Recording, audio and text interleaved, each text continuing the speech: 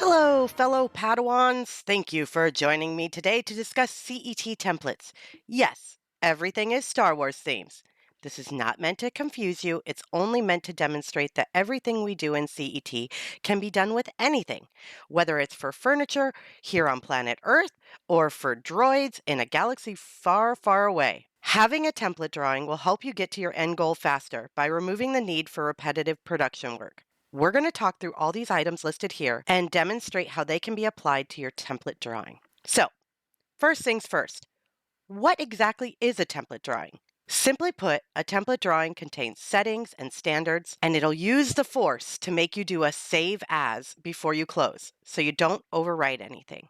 I want to make sure and mention that anything considered to be a preference or setting you have in your control panel will not be part of your template. These preferences are controlled and saved to your local computer. There are a couple ways we can save our template file. The first way is once we've completed our template drawing, we can go into the File menu and select Save as Template. This template will now be available in our Templates menu. If you have an existing template file, or CMDRWT, you can also drop this into your CET Documents template folder. To manage how your template is used, you can open up your control panel and navigate to the Templates section. Here you can choose your default template. You can also make some decisions on how you want to use it. Do you want to always open up when you start CET? Or maybe just when you click New Drawing? This is one of the personal preference settings that is unique only to your computer. Okay, let's dive into our template. The first thing I want to discuss is categories. So categories allows us to control visibility for items like install drawings. If you have your own set of custom categories, then this will help you turn on or off items you want to see in your install drawings. The nice thing about this is it can be exported as a reusable file. You can input this into other drawings that were not created by your original template drawing. But this will still help to standardize across all viewports. Next is a pretty easy one that all template files should have. It's a standard floor material and a 0 point. Your floor material can be white floor for that showroom look in your renderings, but whatever material you choose, this will be the default color in your template and always be there when you open up this drawing. We also want to place a 0 point. I don't know about the rest of you, but I always forget to place this until after I place my CAD drawing. If it's placed in your template drawing, you won't have to think about it, and your architect or A&D firm will thank you when you export that CAD file and it'll match up to theirs. Next up is styles. Styles, like categories, give you control over brand, textiles, colors, and dimension standards. Another nice benefit of styles is the ability to change items on a global scale. Like if you go through a rebranding, you only need to update your style in the style editor. With styles applied, you can change the font and it'll adjust all of your paper's text and data fields. Styles are an imperative item for dimensions. Dimensions have 3 styles applied to them: a text style, dimension style, and line style. Having these already applied in your template drawing can drastically speed up your workflow. As a side note, if you are creating a template for your dealer, make sure to distribute your style files to your team and save them in your CET document style folder. This will allow your template to access them correctly. Another setting that you can apply to your template drawing is part tagging. Part tagging can help to organize your drawing and specifications. You can also use part tagging to add color to your install drawings. Within your template drawing, you can set up standard based on your location, role types, rooms. You can even build an area within your 2D plan for space planning. If you tag an area and check the no pricing box, then anything within this area boundaries will have a zero price in your calculations. You can then filter out this area and export the view only pertinent to the product within your drawing. This is probably my favorite part tagging feature. Okay, let's move into paper space and talk about what papers should live in your template file. Most of us use this space to house our title blocks. But in addition to title blocks, you could have an example of a cut sheet or a bid package layout. You could have those things here as well. If you don't already know, you can export CET papers to PowerPoint. So you could create your lookbooks or bid packages here. You could export them directly to PowerPoint to assemble a pre-configured bid package and collaborate with others that don't have CET. Make sure you save all of your papers as a master copy. This would be a CMPPR file. This way, you can have them all here or load them as necessary. I've provided some best practices for creating CET papers.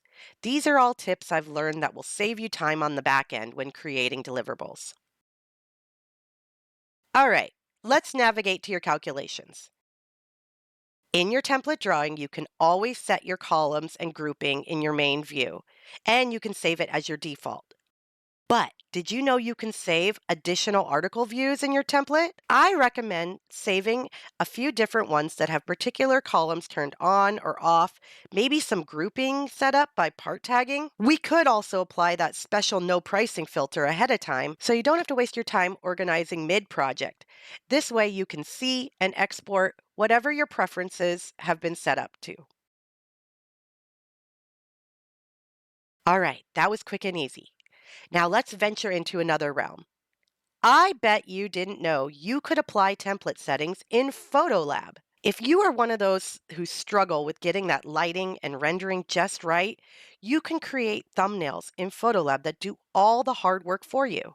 These are all different from custom presets, although those are very helpful as well. I have 4 thumbnails here that I created with different photograph setup settings. I hit render, and then I also applied some post-processing settings to them as well. I also renamed them so that I knew the effect it was going to apply. Now, when I'm going to use my template, all I need to do is select the thumbnail I want my rendering to look like, click the Edit button, find my items, and then click Render. That's it! No need to mess with anything else on the left or the right. And so if your department has a certain standard or look requirement, all you need to do is set it and forget it. And now everybody is a PhotoLab expert. Last stop on this template journey is our 2D toolbox. This space combines many of our other discussed topics. This should be the space where your most frequently used items should live. As you can see, I have dimensions and text, and all of these have been categorized on my custom categories. They also have styles applied to them. I have my branding colors here, so I can have it to apply to shapes or other text. These items that exist in this 2D toolbox should be generic and be able to be used on multiple different projects. They're used to house department standards. The 2D blocks here are always nice to have on hand to do some quick space planning if you don't know what furniture or items that you're going to use. Then you just replace the 2D symbol with your 3D item, and now your project has already been planned. All right. Now that we have lots of new ways that we can speed up production and standardize our work, there's one more new tool I want to cover. Convergent Solutions recently released a new utility extension to the CET universe. This extension uses all the data that you have already worked so hard at planning with and applies it to smart data fields. This helps you quickly create your cut sheets, bid forms, and lookbooks. The console extension lives only in your paper view. There are 5 templates that are included, and you can use these as a starting point, or you can create your own template with a regular CMPPR file.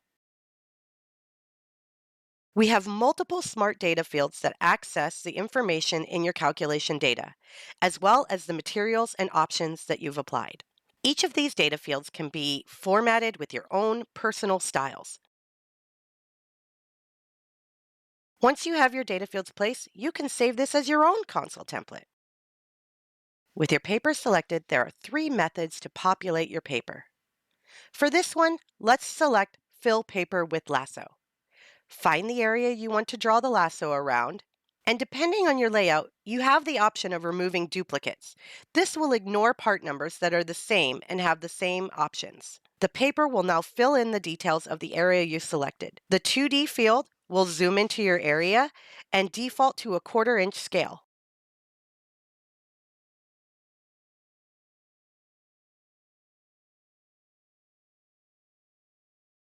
The 3D will isolate your selection in a 3D view.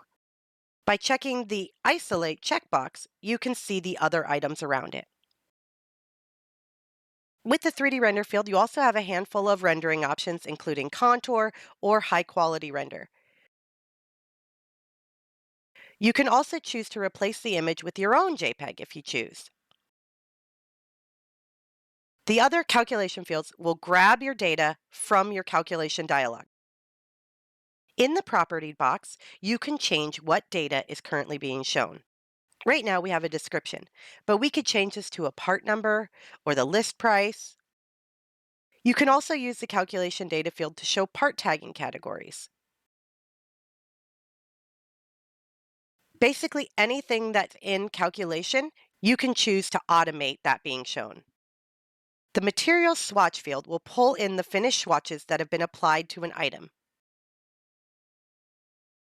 Below the material swatch, we have option data. This allows you to display the information from your specifications that relate to the finished swatches.